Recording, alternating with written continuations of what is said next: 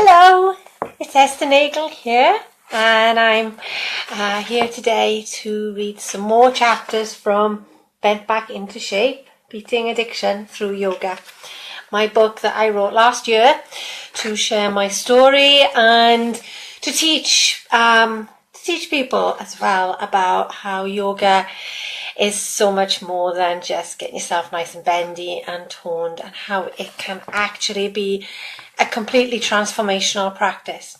When I started my yoga teacher training in 2014, I thought yoga was just about postures, and I thought I knew yoga, and then I realized very quickly that I didn't actually know anything about yoga at all. And that was an amazing discovery. I hadn't, quite surprising really, because I didn't normally tend to like finding out I was wrong about things. And I didn't tend to accept being wrong about things very well. But finding out I was wrong about yoga was actually really liberating, because it meant that I was far more open to what I needed to learn, because I realized so quickly that I knew very, very little, and nothing, in fact. I knew the postures and I didn't know anything else. So I had so much to learn that it was actually a lot easier for me to learn than if I had if I'd sort of known some and needed to learn a bit more. I think that my arrogance and my ego would have possibly got in the way of me learning if I had actually realized that if I thought I knew everything or anything. So I'm going to read a chapter which is actually connected with this. That's why I was telling you this. Because the chapter that I'm going to read you now is called What is Yoga? And this is this talks of, what I was just referring to.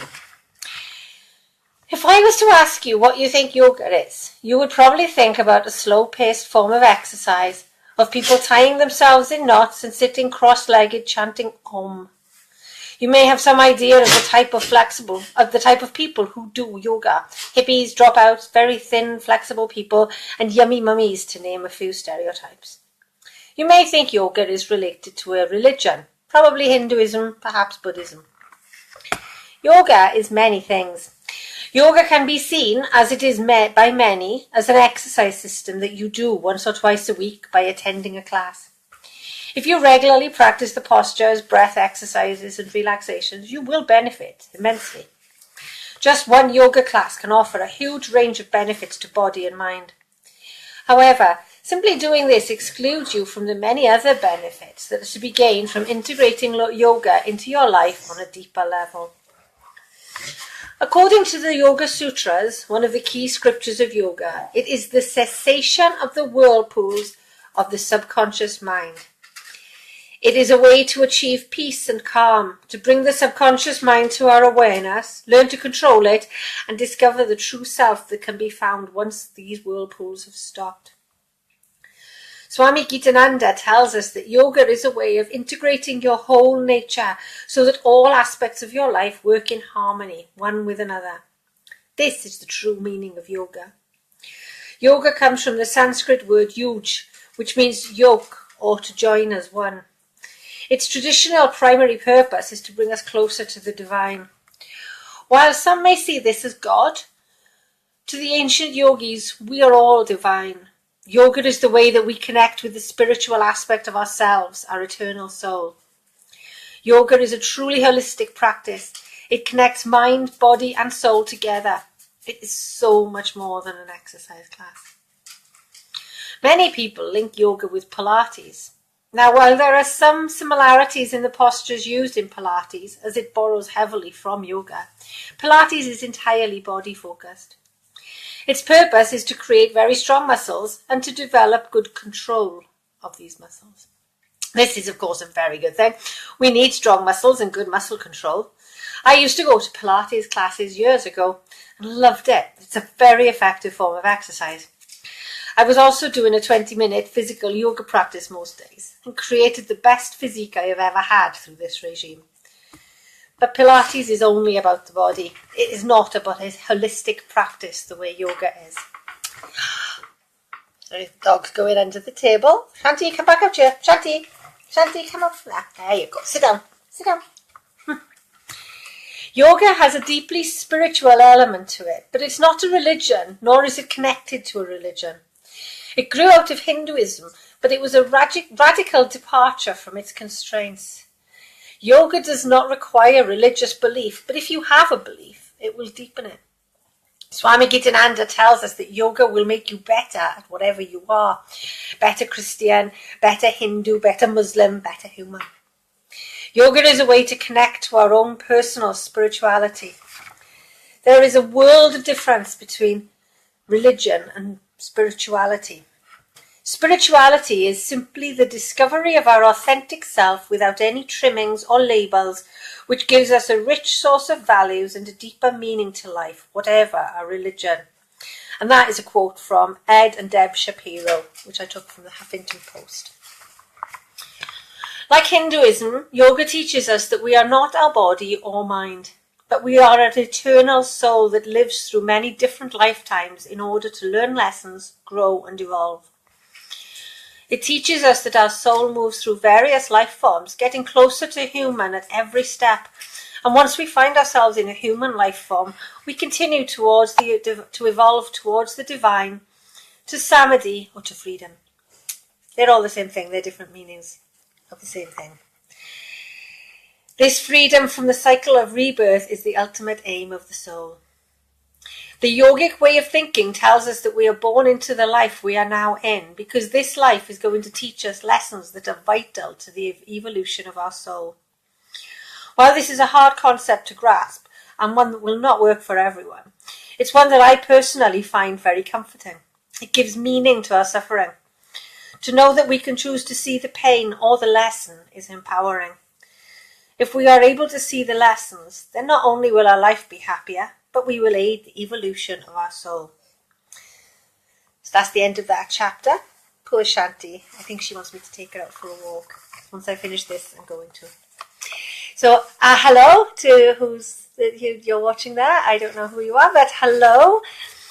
The next chapter that I'm going to read is called Yoga Sutras. I've already mentioned the Yoga Sutras in the chapter that I just read. And so let's carry on with this chapter. Rishi culture Ashtanga Yoga, the tradition of yoga I was trained in, is based entirely on the Yoga Sutras. Codified by Maharishi Patanjali, who it is believed lived around 1500 BC. They represent the first written record of teachings that have been passed down orally from guru to student for possibly thousands of years prior to this. They are a series of short sutras or verses which, though short, contain enough meaning to warrant essays, dissertations, entire books, and possibly entire careers to fully understand. Maharishi Patanjali was a very wise man who is believed to have also written about Ayurveda, the ancient medicine system, and grammar.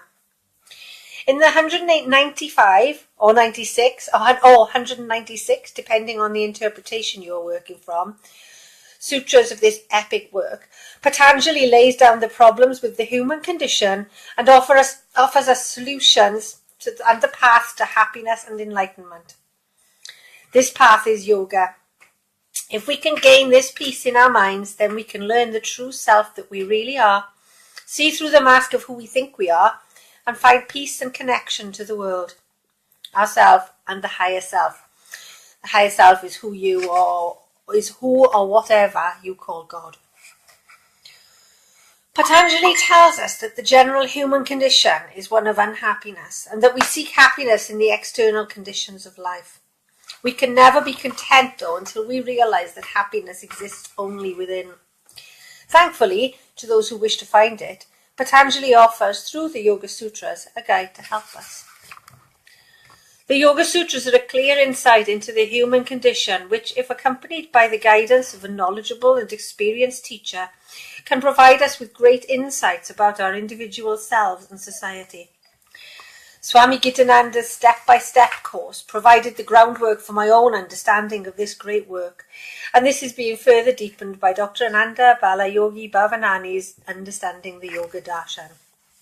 And if you want to look at this in any more depth, highly recommend that book.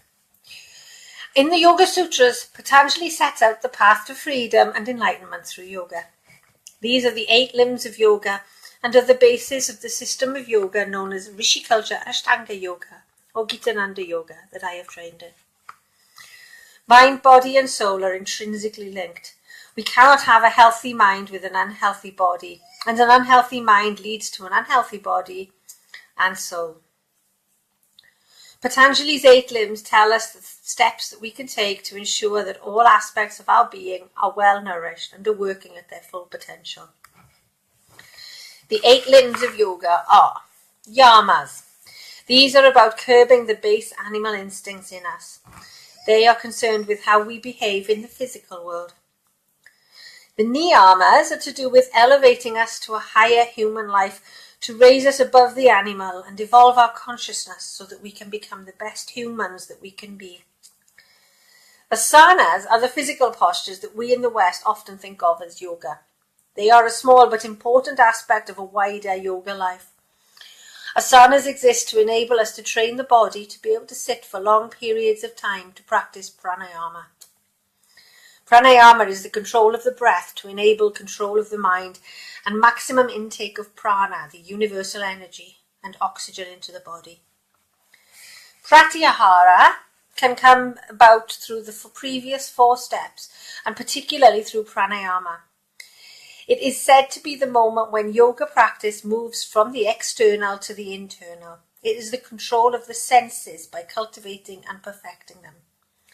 This is the activity that many people know of as meditation.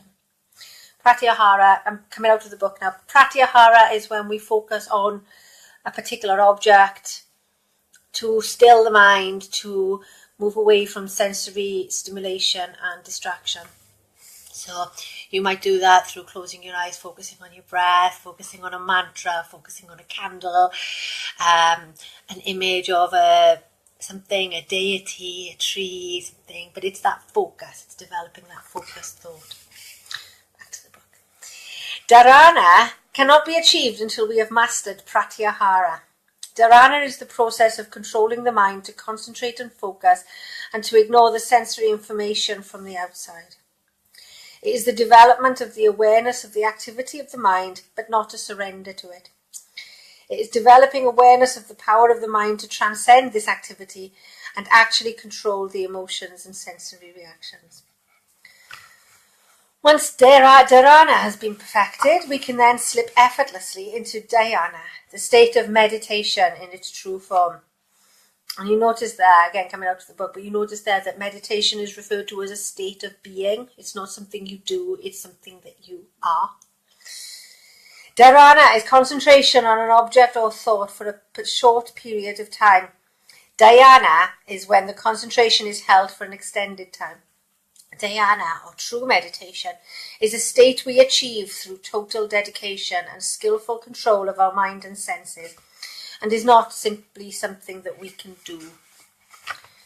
Samadhi is cosmic consciousness, the final stage in the soul's evolutionary journey, and the 8th limb of yoga as described by Patanjali. Samadhi is awareness of awareness. When one achieves a samadhi, the mind and self stop focusing on the individual, the ego, the I, and become part of the universe. Samadhi is what we would term enlightenment, and what Hindus and yogis believe is the arrival of the soul at its ultimate destination, freedom from the reincarnation cycle. The soul becomes one with the divine. Samadhi comes in stages and has many elements to it, some of which last forever and some which are very short-lived. The early stages of Samadhi, which can be shorter lasting phases, are known as Sabhikalpa Samadhi, while Nirbhikalpa Samadhi is a deeper state of being. When Samadhi is attained and perfected in the Nirbhikalpa state, the soul or jiva is known as a Jivan Mukta, a free, released soul, and is free from the cycle of birth and death. The first 4 limbs of yoga, yama, niyama, asana, and pranayama, are called the outer limbs and are the very bedrock of the highest spiritual practices. The outer limbs are very practical and physical. They are concerned with the physical body, our involvement with society, and the evolution of the individual towards the higher spiritual plane. These 4 limbs are the Bahiranga, also known as Hatha Yoga. By consciously applying these 4 limbs to your life, you will naturally create a stress-free, healthy, content life. These must be very strong and secure before the next 4 limbs can begin to be built. The subsequent 4 limbs are Pratyahara, Dharana, Dhyana, and Samadhi. They are known as the inner limbs. Collectively, these are Antaranga. The Antaranga are totally dependent on the firm foundation of the Bahiranga. Without this firm grounding, the seeker will not be successful in attaining the inner limbs. As this book is about my journey to resilience and recovery, I will not be delving deeply into these limbs as I have yet to achieve them. And a year later, that's still the case. It is the outer limbs, the Bahiranga, that are the limbs that help me to free myself from addiction. And I'm still working on them. While the true aim of this path is spiritual enlightenment, it offers all the tools needed to develop resilience and coping strategies that will enable us to move from unhappiness, suffering, stress, and addiction to find emotional and physical freedom. After all, spiritual freedom is not possible when we're in the grip of an addiction that consumes us. In the Sutras, Patanjali makes many interesting observations on the nature of human suffering that are as relevant now as they were over 2,000 years ago. It seems that humans haven't really learnt much over the millennia. Maybe we have just found new ways to inflict suffering on ourselves. And that's the end of what I'm going to read today. Because I need to take my dog for a walk because she keeps farting and it's quite disgusting in here. Although she's out in the garden now, so maybe that's taken care of.